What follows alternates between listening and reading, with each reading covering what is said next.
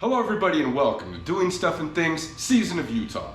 Now last week we drove through Arches National Park to see what it was like if you really couldn't get out of the car or hit the trails. And as you saw, there was a lot of great stuff that you can see just from the window of whatever rig you happen to be driving in.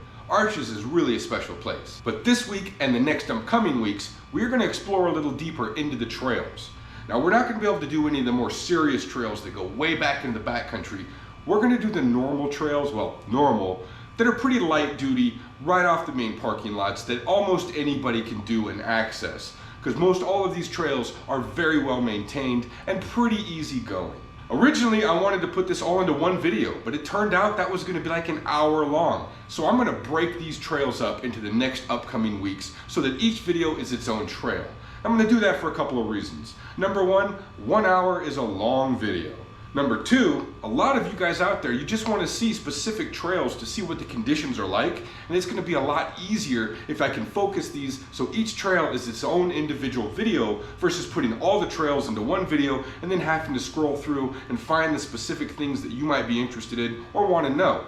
So we're going to break them all up, and our first video today is going to be the hike to Delicate Arch. Now, Delicate Arch is the iconic arch that's on the license plates for Utah, and it is truly a magnificent arch. What makes it pretty neat is that it's a standalone arch. It's just sitting all by itself on top of this big rock mountain, whereas most of the other arches are incorporated into other rock structures and formations.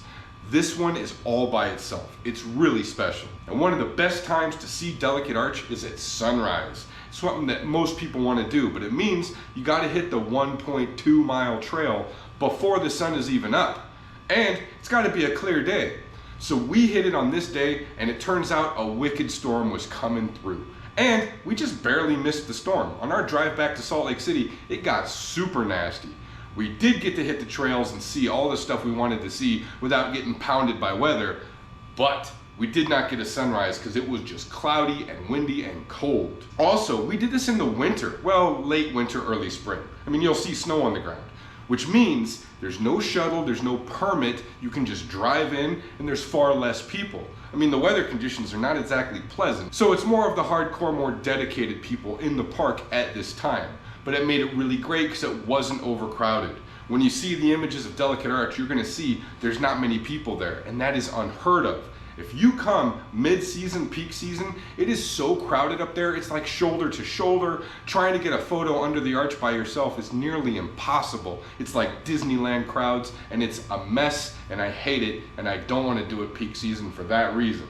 So the hike to Delicate Arch is going to be one of the longer and a little more intense of all the hikes that we're going to do for this series of videos. It's up and down, and then all the way up the big rock, and it's like 1.5 miles, somewhere around there, both ways. So it's going to be a little more strenuous. All the other trails are way easier. Let's go see Delicate Arch for the sunrise that doesn't happen. Check it out.